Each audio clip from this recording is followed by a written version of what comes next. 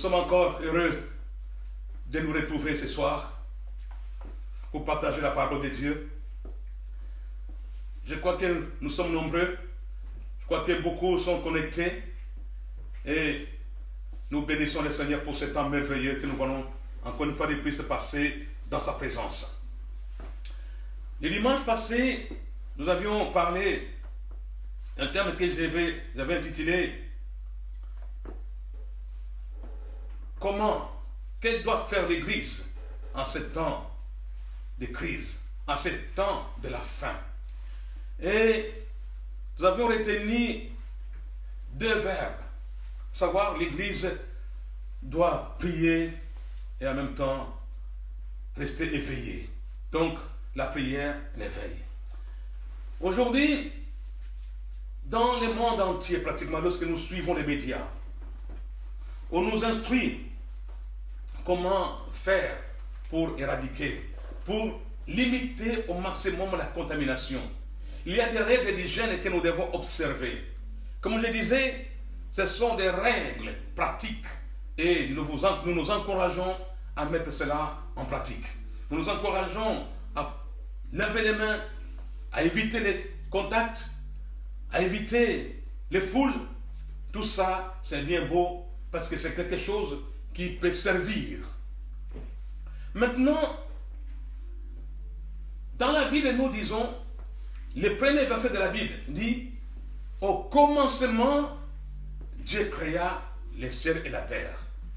Donc, il nous parle du commencement. Dieu créa. Donc, le monde dans lequel nous vivons a été créé. Par qui? Par Dieu. Or, nous savons, vous et moi, que Dieu est esprit.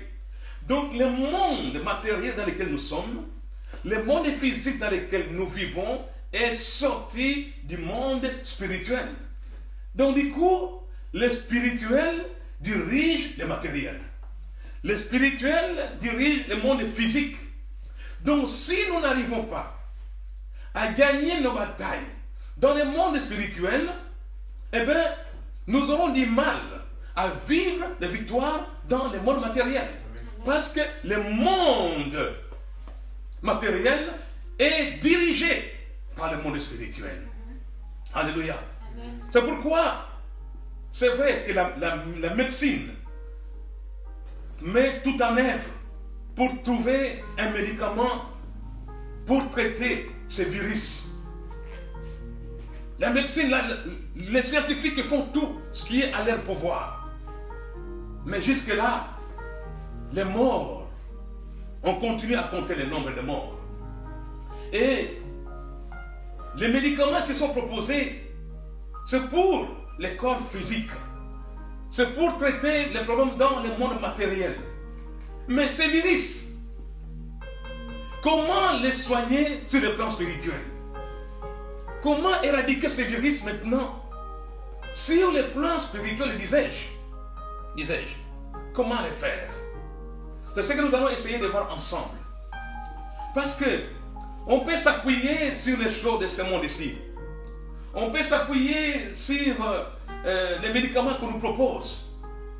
C'est bien. Mais nous, en tant que chrétiens, en tant que spirituels, qu'est-ce que nous pouvons faire de notre côté? Parce que c'est le spirituel qui conduit le matériel et non le contraire. La Bible dit, Dieu est un secours qui ne manque point de la détresse. Dieu est un secours qui ne manque jamais. Lorsque l'homme est perdu, lorsque l'homme est troublé, il peut se tourner vers Dieu parce qu'il est un secours. Et dans le cas de ces virus, allons lire un peu le texte de 2 Chroniques chapitre 7, les versets 13 à 14. Et même jusqu'à 15. Nous lisons, quand je ferme le ciel et qu'il n'y a pas de pluie, ou que je commande aux sauterelles de dévorer la terre, ou d'envoyer la peste parmi mon peuple, si mon peuple qui est appelé par mon nom s'humilie, prie et cherche ma face, alléluia, dit Dieu, je détournerai cette maladie, j'attendrai du ciel, je pardonnerai et je guérirai les pays. Alléluia. Donc la Bible dit, quand je fermerai les ciels et quand la pluie ne tombera plus, et quand je commanderai aux sauterelles de dévorer la terre, ou d'envoyer la peste parmi mon peuple, lorsque Dieu verra la peste parmi son peuple, alors qu'est-ce qu'il nous recommande à ce moment-là? Or, nous sommes dans une période de trouble où il y a une pandémie qui se répand comme de la poudre. Et cette pandémie, ce virus, mes frères, quelqu'un me disait hier, n'a pas besoin d'un passeport ni d'un visa pour traverser les frontières. Ce virus n'a pas de frontières. Ce virus ne choisit pas. Il frappe toutes les classes sociales. Il frappe tout le monde. Il ne respecte personne. Donc, c'est une épidémie. C'est une peste. C'est une pandémie qui est là. Et la Bible dit, lorsque j'enverrai cette chose, lorsque j'enverrai cela, si mon peuple sur qui est invoqué mon nom, s'humilie, prie, cherche ma face et abandonne ses mauvaises voies. Voilà les 4 choses que nous sommes appelés à faire. Le peuple doit chercher Dieu. Le peuple doit s'humilier. Le peuple doit se détourner, c'est-à-dire se repentir. Et le peuple doit prendre le temps dans la prière. Donc, là dans le texte, je ne vois pas où Dieu dit, quand vous verrez ces choses, commencez à lier les esprits, à chasser les démons. Je ne dis pas que c'est mauvais ces choses. On peut chasser les démons, on peut lier tous les esprits, on peut entrer dans les combats spirituels. Mais ici, Dieu ne nous dit pas tout de suite d'aller chercher, aller dans les combats spirituels. Mais il nous donne quelques recommandations. Il dit, si quelqu'un, c'est-à-dire que l'homme doit commencer par obéir à ce que Dieu dit. Alléluia. L'homme doit obéir à la volonté de Dieu. L'homme doit se soumettre. C'est pourquoi même la Bible dit, soumettez-vous à Dieu et résistez au diable. Voilà, il dit, soumettez-vous à Dieu et résistez au diable. On ne peut pas résister au diable si on n'est pas soumis à Dieu. Donc la première des choses, c'est commencer à nous soumettre. La Bible dit, si quelqu'un obéit, l'obéissance est capitale pour résister au coronavirus. Lorsque nous obéissons à Dieu, lorsque nous lui sommes soumis, voilà, Dieu peut nous donner maintenant de résister, de faire face à ce virus, de faire face à cette pandémie. Tout commence par l'obéissance. Parce que l'obéissance est en rapport avec notre autorité sur le plan spirituel. La Bible dit, Jésus-Christ lui-même était obéissant de la crèche à la croix. Et parce qu'il était obéissant à Dieu, la Bible nous dit dans Jean chapitre 5, le verset 19, Jésus ne faisait rien sinon ce qu'il voyait son Père faire. Donc il était obéissant à son Père. Et il se soumettait à Dieu. Et on pouvait voir l'autorité qu'avait Jésus. L'autorité qu'avait Jésus à cause de son obéissance. Il pouvait même ramener quelqu'un de la mort à la vie. Il raconte un cortège d'un fils unique et d'une mère veuve qui avait perdu son mari. Voilà qu'elle allait enterrer son fils.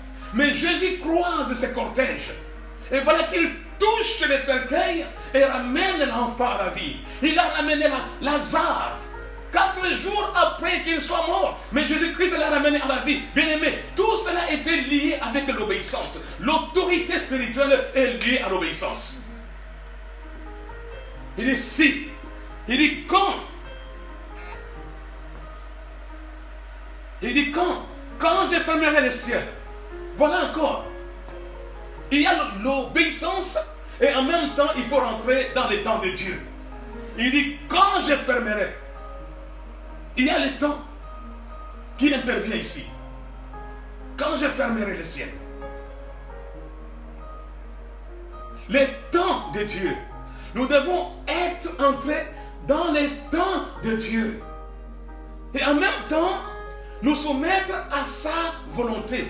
Parce que dans 1 Jean, chapitre 5, verset 14, il nous dit, si nous prions selon sa volonté, il nous écoute, alléluia. Si nous prions selon sa volonté, la volonté de Dieu. Donc, la volonté de Dieu entre en ligne de compte. Si nous ne sommes pas dans sa volonté, Dieu ne nous répondra pas. Parce que lorsque les disciples de Jésus lui posent la question, lui demandent de leur enseigner à prier, Jésus leur dit, quand vous priez, dites, notre Père qui est aux cieux, que ton nom soit sanctifié, que ton règne vienne, et que ta volonté à toi soit faite sur la terre comme au ciel. Donc, il y a aussi la volonté de Dieu qui doit intervenir. La volonté de Dieu. C'est une clé. C'est une clé. L'autorité, je disais, est fonction de notre soumission, de notre obéissance à Dieu. Et la prière fait autorité. La prière est efficace lorsque nous nous humilions. Voilà un autre point qu'il soulève. Le point d'humilité. L'humilité. L'humilité.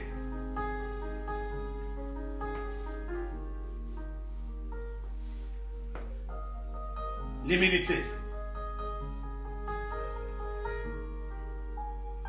Donc, nous n'avons pas à nous appuyer pour ce virus, comme le monde, sur les produits pharmaceutiques. C'est bien si on nous prescrit des produits pharmaceutiques. Je ne suis pas en train de dire de ne pas accepter, de ne pas utiliser ces produits pharmaceutiques qui nous sont proposés. Mais je parle ici sur le plan spirituel. Je parle de ces combats spirituels contre les coronavirus. Je suis dans le monde spirituel et non pas dans le monde matériel. Dans le monde matériel, on nous propose des médicaments, on nous propose des solutions. Mais la Bible dit, certains s'appuient sur leurs chars, d'autres sur leurs chevaux. Mais nous qui sommes de Dieu, nous nous appuyons sur notre Seigneur. Alléluia. Nous nous appuyons sur Dieu. Nous n'avons pas à nous appuyer sur les choses passagères, sur les choses qui ne sont pas permanentes. Mais nous nous appuyons sur Dieu qui est capable de changer les situations. Vous savez, Dieu est omniprésent. Dieu est omniscient. Dieu est omnipotent. C'est lui, bien-aimé. Lorsque Israël était dans le désert, cherchant à boire, c'est Dieu-là.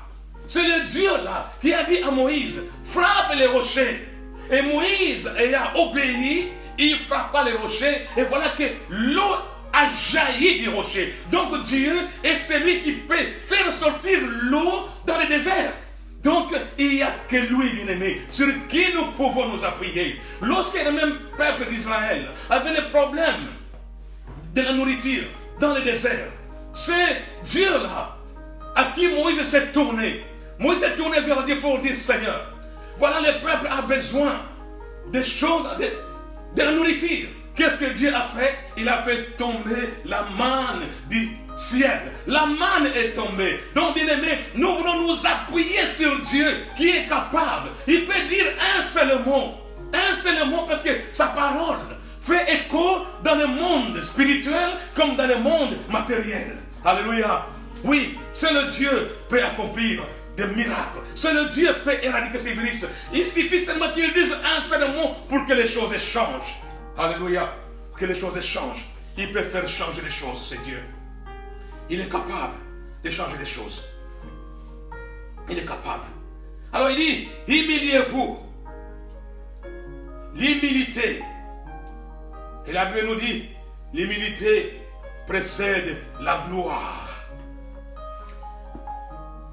Quand je fermerai les ciels et qu'il n'y aura point de pluie, quand j'ordonnerai aux souterrains de consumer le pays, quand j'enverrai la peste parmi mon peuple, si mon peuple sur qui est invoqué mon nom s'humilie, 1, 2, prie, 3, cherche ma face, et si se détourne de ses mauvaises voies, je l'exaucerai des cieux, je lui pardonnerai son péché et je guérirai son pays. Dieu promet de guérir le pays. Si ces 4 choses sont observées, si ces 4 choses sont observées, mes yeux, le verset 15, mes yeux seront ouverts désormais et mes oreilles seront attentives à la prière faite en ce Dieu. Donc, lorsqu'il y a une peste, la Bible nous exhorte à rechercher Dieu. Donc à chaque fois que nous sommes confrontés à un problème difficile, Dieu nous exhorte, mes frères. Il dit, recherchez-moi. Cherchez ma face. Humiliez-vous. Et l'humilité, c'est vrai. On va se dire, mais comment s'humilier? Comment s'humilier devant Dieu? Vous savez, s'humilier devant Dieu, on peut prendre la position à genoux. C'est une façon aussi de s'humilier. Dans les temps anciens, lorsque je lis le texte de Jonas, le livre de Jonas, Dieu l'a envoyé à Ninive. Vous connaissez l'histoire. Je vous passe les détails. Mais lorsqu'il est arrivé finalement à Ninive, il a livré son message. Mais le roi de Ninive avait pris une décision. Il s'est mis, il a changé ses habits. Il a pris un sac et tout le peuple avec lui. C'était une façon de s'humilier, de dire Seigneur, nous dépendons de toi. Nous ne sommes que des humains, nous sommes des êtres humains limités. Mais il n'y a que toi qui es au-dessus de toutes choses. Et nous nous humilions devant toi. Le fait de prendre un sac. Est-ce qu'on nous demande de prendre le sac aujourd'hui? Non. Ce n'est pas ce qu'on nous demande de prendre le sac. Parce que dans le Nouveau Testament, la Bible nous dit, quand tu gênes, il n'a pas dit si tu gênes. Il dit quand tu gênes. C'est-à-dire c'est quelque chose qui était pratiqué. Il ne dit pas si, il dit quand tu gênes. Alléluia. Quand tu gênes. Parce qu'un jour, un pharisien, parlant avec Jésus, il dit à Jésus, moi je gêne 2 fois par semaine et je donne la dîme de tous mes biens. Voilà. Donc il dit, je gêne 2 fois par semaine. C'était une façon de s'humilier devant Dieu, de reconnaître l'autorité de Dieu et de dire, je suis petit, je m'humilie, je prends la place d'une créature et Dieu reste le seul créateur. Alléluia. Amen. Reste le seul créateur. Alors on s'humilie. Et dans Jonas, au chapitre 9, Jonas, non pas Jonas, je parle de Daniel, excusez-moi, Daniel, au chapitre 9 de son livre, du livre qui porte son nom, ce monsieur, lorsque il a compris que le temps de la captivité s'était écoulé, qu'est-ce qu'il a fait? Vous allez lire chez vous à la maison, vous allez lire chez vous.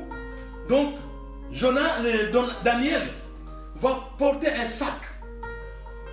Il va prendre un temps dans les gènes. Pour lui, c'était une façon de se diminuer, une façon de s'humilier. Donc, les gènes, peut être une façon pour nous de nous humilier devant Dieu. Et c'est pourquoi j'ai décrété, j'ai demandé aux frères et sœurs d'envoyer des messages pour nous dire, bien aimés, prenons le temps, les mercredis, jeudi, vendredi, à jeûner. Mais c'est fait que beaucoup d'églises ont pris cette résolution. Et c'est une très bonne chose parce que nous sommes nombreux à prier pendant ces 3 jours. Et nous bénissons le Seigneur pour les initiatives des églises.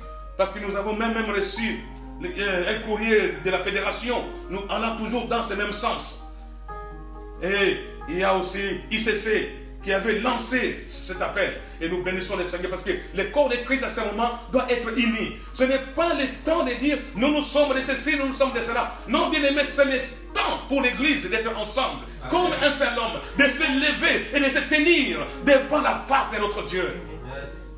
C'est le temps d'être dans la présence de Dieu et chercher à éradiquer cette épidémie, cette pandémie qui aujourd'hui bloque tout. Et ça va être difficile même sur les plans économiques. Mais si nous avons Dieu, si nous plaçons Dieu en premier, comme il dit lui-même, si vous me cherchez, voilà, je guérirai. Si vous me cherchez, il est capable de redresser l'économie. Parce que Dieu n'a pas besoin de créer des richesses. Parce qu'il est riche. Alléluia. Amen. Dieu n'a pas besoin de tout ça. Aujourd'hui, le monde est plongé dans la récession à cause de ces virus. À cause de ces virus, mais notre Dieu est capable. Dieu est capable.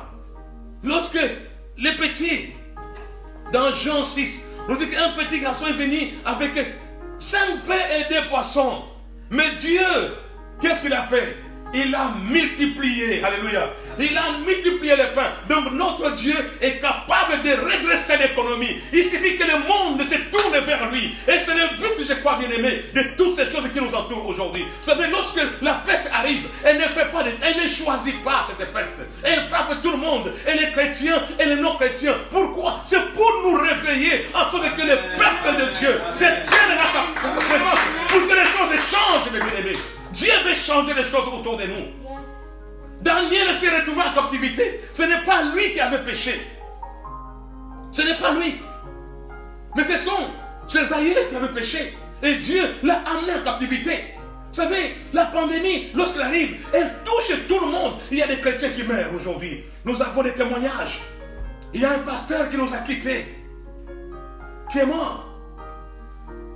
On m'a appelé hier pour me dire que voilà, un bien-aimé nous a quittés. Ici à Mons, ici dans les Hainaut. Et voilà. Donc ça touche tout le monde. Et lorsque ça touche, c'est le moment de l'église. Parce que nous sommes un corps. La Bible dit, quand un membre du corps souffre, c'est tous les corps qui souffrent. Il ne dit pas si. Il dit quand un membre du corps souffre, c'est tous les corps qui souffrent. Donc, c'est à nous, bien-aimés. Lorsque quelqu'un est frappé, l'église doit être sensibilisée. L'église doit se mobiliser comme un seul homme. Et c'est le temps pour l'église aujourd'hui de nous mobiliser comme un seul homme face à cette pandémie pour chercher la présence de Dieu. Et si vous me cherchez de tout votre cœur, alléluia, si nous cherchons Dieu, Dieu va nous orienter. Dieu va prendre le dessus. Dieu va éradiquer. Dieu va détruire ce virus. Alléluia. Oh Dieu. Amen. Nous nous tournons vers toi, Seigneur. Alors, les jeûnes, bien-aimés, est une façon de nous humilier, est un moyen pour nous de nous humilier. À quoi sert alors les jeûnes? À quoi sert-il ces jeûnes?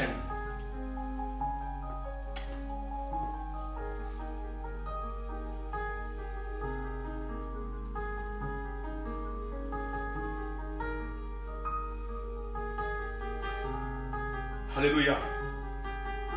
Alléluia. Jésus disait, amen. Ça ne sert à rien à l'homme quand il gêne, de sonner de la trompette, que moi je gêne, moi je fais ceci. Non, c'est de rester calme. De rester calme. Et on ne gêne pas pour chercher une voiture, pour avoir une voiture. On ne gêne pas pour les choses de ce monde ici. On ne gêne pas pour chercher un emploi. Oui. On ne gêne pas non plus pour forcer la main de Dieu. Parce qu'on peut croire que je gêne pour forcer la main de Dieu. Non, on ne force pas Dieu. Dieu est souverain. Il fait ce qu'il veut. Amen. Dieu est souverain. On ne le force pas. Les jeûnes n'est pas un moyen de forcer Dieu. Non. Parce que si nous cherchons, nous gênons pour des motifs impurs. Jérémie nous dit ceci, Jérémie 14 et 12. S'ils gênent pour des motifs impurs, je disais, je n'écouterai pas leurs supplications. S'ils offrent des holocaustes et des offrandes, je ne les agréerai pas, car je vais les détruire par l'épée, par la famine et par la peste. Donc, la main de Dieu ne peut pas être forcée. Donc, c'est quoi alors le but du jeûne, de cette humilité? Le but principal du jeûne dans la Bible était de lutter contre le mal et la méchanceté afin que la volonté de Dieu puisse être accomplie. Alléluia. Je répète, le but principal du jeûne dans la Bible était de lutter contre le mal et la méchanceté afin que la volonté de Dieu s'accomplisse. Allons-y dans Ésaïe 58, les versets 5 à 8. Il a dit, est-ce là le jeûne auquel je prends plaisir? Un jour où l'homme humilie son âme, courber la tête comme un jonc et se coucher sur le sac et la cendre. Est-ce là ce que tu appelleras un jeûne, un jour agréable à l'Éternel? Voici le jeûne auquel je prends plaisir. Détache les chaînes de la méchanceté. Voilà, un. Détache les chaînes de la méchanceté. Dénoue les liens de la servitude. Renvoie libre des opprimés et que l'on rompe toute espèce de joug. Alléluia. Partage ton pain avec celui qui a faim et fais entrer dans ta maison les malheureux sans asile. Et si tu vois un homme nu, couvre-le et ne te détourne pas de ton semblable. Alors ta lumière poindra comme l'aurore et ta guérison gémira promptement. Ta justice marchera devant toi et la gloire de l'Éternel t'accompagnera. Alléluia. Voilà le résultat. Qu'est-ce qu'il nous dit? Donc Dieu a choisi les jeunes pour libérer de l'esclavage. Il dit, les jeunes auxquels Dieu prend plaisir, c'est celui qui détache les chaînes de la méchanceté. Il détache les chaînes de la méchanceté. Vous savez, le monde aujourd'hui est rempli de méchants. Il y a des hommes méchants qui collaborent avec les forces du mal, avec les principautés, les dominations, pour maintenir les gens dans l'esclavage. Alors, nous gênons, bien-aimés. Nous gênons parce que nous désirons la libération de ces âmes. Que les âmes soient libérées. Il y en a qui sont emprisonnés. Il dit, les gens auxquels Dieu prend plaisir, de nous, le lien de la servitude, c'est-à-dire le lien de l'esclavage. C'est un jeune qui défait l'esclavage, qui dénoue les liens de l'esclavage. C'est-à-dire que nous gênons pour que Dieu, dans sa grâce, libère les prisonniers. Que les prisonniers soient libérés. Alléluia. Vous savez, il y a une histoire dans la Bible où un homme est venu avec son fils qui était possédé. Alors les disciples ont essayé de chasser l'esprit, mais sans y arriver. Et puis Jésus arrive. Jésus, quand il arrive, c'est dans Matthieu 17, verset 19-21. Je vais lire ce texte. Et Jésus répondit, dit, ô génération incrédule et perverse, jusqu'à quand serai-je avec vous? Jusqu'à quand vous supporterai-je? Amenez-le-moi ici. Et Jésus les réprimanda et les démons sortirent de lui. Et dès cette heure-là, l'enfant fut complètement guéri. Alors les disciples s'approchèrent de Jésus en particulier et lui dirent, pourquoi n'avons-nous pas pu les chasser? Et il leur dit, à cause de votre peu de foi. Alléluia. Amen. Car en vérité, je vous dis que si vous avez de la foi comme un grain de sénévé, vous direz à cette montagne, transportez-toi d'ici à là. Et elle se transportera et rien ne vous sera impossible. Mais cette sorte de démons ne sort que par la prière et par les jeûnes. Alléluia. Cette sorte de démons ne sortent que par les jeûnes et par la prière. Qu'est-ce que nous apprenons de ces textes? Encore une fois de plus, c'est de lutter contre le mal et la méchanceté dans ce monde. Deuxièmement, il y a certaines choses dans le domaine des esprits qui ne seront accomplies que par la combinaison de la prière et des jeûnes. Alléluia. Troisièmement, les jeûnes nous changent nous et pas Dieu. Amen. Par les jeûnes, nous sommes changés, nous sommes transformés. Mais Dieu ne change pas parce qu'il est immuable. En lui, il n'y a jamais eu ombre de variation. Il reste le même, alléluia. Il n'a jamais changé. Dieu ne change jamais. Il reste le même. Alors, les disciples n'ayant pas compris, ils demandent à Jésus, posent la question à Jésus. Mais comment, pourquoi n'avons-nous pas réussi à chasser cet esprit? Et Jésus leur donne une réponse. Il dit, homme de peu de foi. Il ne dit pas qu'ils étaient incrédules. Il dit, homme de peu de foi. Jusqu'à quand serai-je avec vous? Vous savez, bien aimé, lorsque nous gênons, c'est parce que nous croyons que Dieu est capable de faire des choses. Donc cela augmente notre foi. Amen. Alléluia. C'est pourquoi Jésus dit, homme de peu de foi. Parce que le jeûne augmente notre capacité de croire en Dieu. Amen. Le jeûne augmente notre foi en Dieu. Je gêne parce que je sais que Dieu est capable de changer ma situation. Cela ne change pas Dieu, mais c'est nous qui, parce que lorsque nous gênons, nous avons une autre compréhension des choses de l'esprit. Nous entrons dans une autre dimension. Nous comprenons que Dieu est capable de faire l'impossible. Dieu est capable d'accomplir des choses que l'homme ne peut faire. Aujourd'hui, on a suivi. J'ai entendu, je n'ai pas suivi directement la télé, mais quelqu'un m'a dit, il y a un ministre qui a déclaré être au bout. Ils ont fait tout ce qu'ils pouvaient faire, mais la solution ne changeait pas. Il n'y avait pas de solution. Il a dit, il n'y a que le ciel qui peut faire quelque chose. Il n'y a que le ciel. Bien aimé, il y a certaines situations que Dieu provoque par moment, ou bien il laisse faire. C'est pour que l'homme réalise son incapacité. Que l'homme comprenne qu'il ne peut pas, qu'il est limité et qu'il a besoin de quelqu'un qui est illimité. Oh, nous avons besoin de nous associer avec celui qui est illimité pour résoudre les problèmes de l'humanité. Nous avons besoin de ce Dieu-là, de nous associer avec lui. Alléluia. D'associer avec ce Dieu qui est capable de changer. Il est capable. Celui qui change l'eau en vin, qui est comparable à ce Dieu. Qui est comparable à ce Dieu qui change l'eau en vin. Et nous chantons ces chants. Il transforma l'eau en vin. Alléluia. Il transforme l'eau en vin. Il est capable. Il est capable. Il fraye un chemin au milieu de la mer. Amen. Et il laisse passer son peuple à sec. Yes. Oui. Il est capable. Il a séparé la mer Rouge. Il a repoussé les eaux du Jourdain. Afin que Josué et le peuple passent à sec. Oh, il n'y a que lui qui peut faire de telles choses. C'est pourquoi nous pouvons nous associer à ce Dieu-là. Dans le jeûne pour dire, Seigneur, nous sommes incapables. Nous nous humilions devant toi. Nous reconnaissons que c'est toi qui es Dieu. L'homme ne peut rien faire. L'homme est incapable. Il y a des situations qui le dépassent. C'est pourquoi nous pouvons tourner vers ce Dieu et lui faire confiance. Parce que notre Dieu est un secours qui ne manque point de la détresse. Il est un secours. Un secours. Un secours sûr. Un asile sûr. Oui, Dieu est capable. Dieu est capable. Les jeunes nous changent, nous.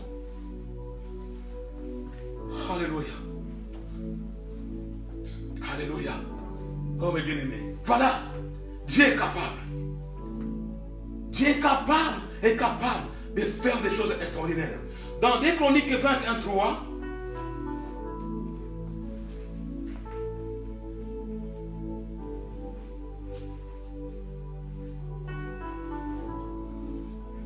il arriva après cela aussi que les enfants de Moab et les enfants d'Ammon, et avec eux d'autres à côté des Ammonites, vinrent contre Josaphat pour combattre. Alors, il en vint qui racontèrent à Josaphat, disant, il vient contre toi une grande multitude d'au-delà de la mer, de ce côté-ci de la Syrie. Et voici, ce sont Azazon Tamar qui est en Engedi. Et Josaphat craignit et s'est mis à chercher le Seigneur et proclama un jeûne dans tout Juda. Alléluia. Il proclama un jeûne dans tout Juda. Et nous savons que Moab et Ammon étaient des enfants d'une relation incestueuse entre Lot et ses filles. Et ces gens-là, ils ont créé beaucoup de problèmes en Israël. il y a des gens qui créent des problèmes. Ils étaient comme une épine en Israël. Et Juda. Et Josaphat comprend que les gènes étaient le seul moyen de faire croire à son peuple que Dieu était capable de faire quelque chose. Amen. Parce que l'armée en face était nombreuse, était puissante. Et les peuples étaient complètement découragés. Et Josaphat va décréter un jeûne. Comme je disais, c'est les jeunes. C'est pendant les jeunes-là que les enfants d'Israël ont compris que Dieu était capable de les défendre. Alléluia. Amen. Dieu était capable de les défendre. C'est pourquoi, mes frères et sœurs, je nous exhorte encore, pendant ces 3 jours, prenons le temps de nous humilier devant Dieu. C'est une façon de dire à Dieu, nous sommes limités, mais nous croyons que Dieu est capable de nous donner le moral, alors que le monde est découragé, alors que le monde est sans appui aujourd'hui, mais que les enfants de Dieu comprennent que Dieu est capable. Alors dans les jeûnes et prières, nous réalisons, le Saint-Esprit va nous faire réaliser que Dieu peut encore combattre pour nous. Et c'est à ce moment-là seulement, lorsque Juda est entré dans les jeûnes et prières, alors, vous connaissez l'histoire, Josaphat, qu'est-ce qu'il va faire? Qu'est-ce que ce monsieur va faire? Il va prendre une chorale et placer à la tête, alléluia, à la tête de l'armée. C'est une chorale qui a pris la place. Et ça, c'est une folie. C'est une folie. Mais cet homme était persuadé que Dieu, maintenant, était à même de combattre à leur place. Alors, les jeunes nous font croire que Dieu combattra à notre place.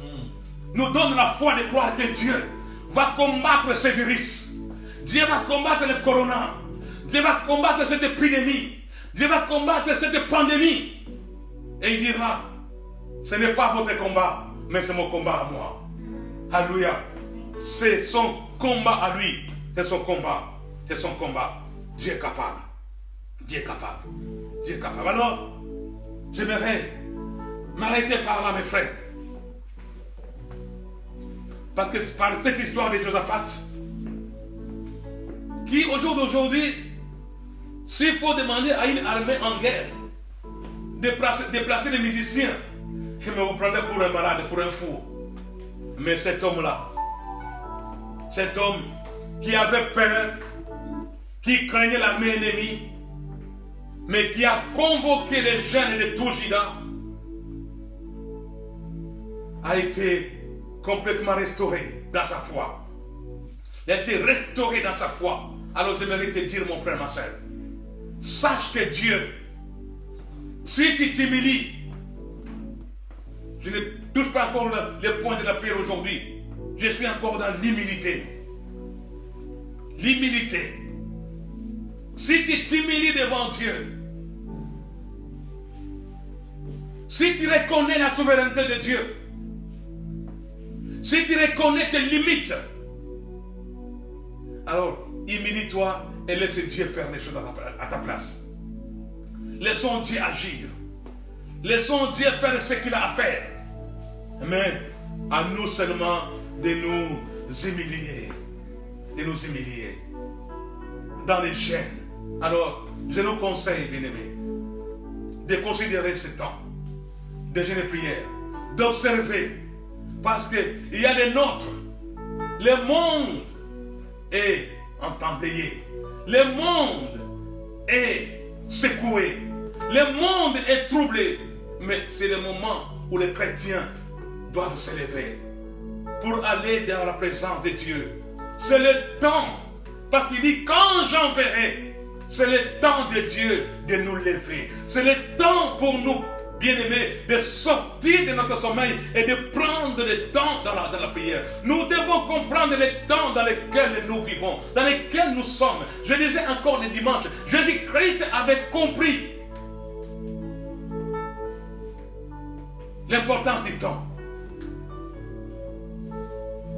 Lui qui avait l'habitude d'aller au Mont des Oliviers pour prier. Mais lorsqu'il avait vu,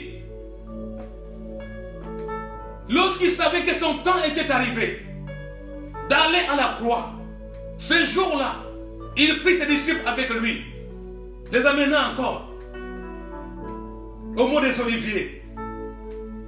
Là, il a fait trois groupes. Lui-même était devant. Pierre, Jean et Jacques les suivaient. Et les autres étaient derrière. Mais il a demandé aux disciples de veiller avec lui. Mais ce jour-là, sa prière était telle que sa sueur était comme des grumeaux de sang. Parce que l'intensité de la prière était élevée. L'intensité de la prière avait complètement changé. Bien aimé, les temps dans lesquels, lorsque nous voyons les gens mourir, plus de 3000 en Espagne, plus de 4000 en Italie, plus de 1000 en France, en Belgique ici, il y en a peut-être, je ne sais pas moi, une centaine. Je ne sais pas. Mais bien aimé, c'est le temps pour l'Église de se lever et d'arrêter cette pandémie. De se lever devant la face et de pour dire, Seigneur, je disais au début que le monde spirituel dirige le monde matériel. Le monde spirituel dirige le monde physique. Alors, bien-aimés, entrons dans le monde spirituel, dans la présence de Dieu. Arrêtons cette pandémie dans le monde spirituel pour qu'elle s'arrête dans le monde matériel. Il faut qu'elle s'arrête. Mais pour cela, Dieu a besoin des hommes et des femmes qui peuvent se lever. Les hommes et les femmes qui le représentent, qui peuvent dire, trop c'est trop. Il y a des puissances qui agissent derrière ce virus. On le sait. Mais nous savons aussi que nous avons un Dieu capable de confondre les camps ennemis. Il est capable de confondre nos ennemis. Oui, cette maladie, cette pandémie est un ennemi. Et Dieu dit à Jésus-Christ, assieds-toi à ma droite jusqu'à ce que je fasse de tes ennemis ton marchepied. Oui, bien-aimé, nous sommes en Christ Jésus. Notre position spirituellement parlant est en Christ. Or, Christ est assis à la droite de Dieu. Et Dieu fait en sorte que ses ennemis soient sous son marchepied. Et la maladie étant un ennemi, sa place est sous nos pieds. La place de cette pandémie est sous nos pieds. Alors, mes frères, allons chercher la victoire dans le monde spirituel. Allons chercher la victoire dans le monde spirituel pour qu'elle se manifeste dans le monde matériel. Inclinons-nous dans la prière maintenant.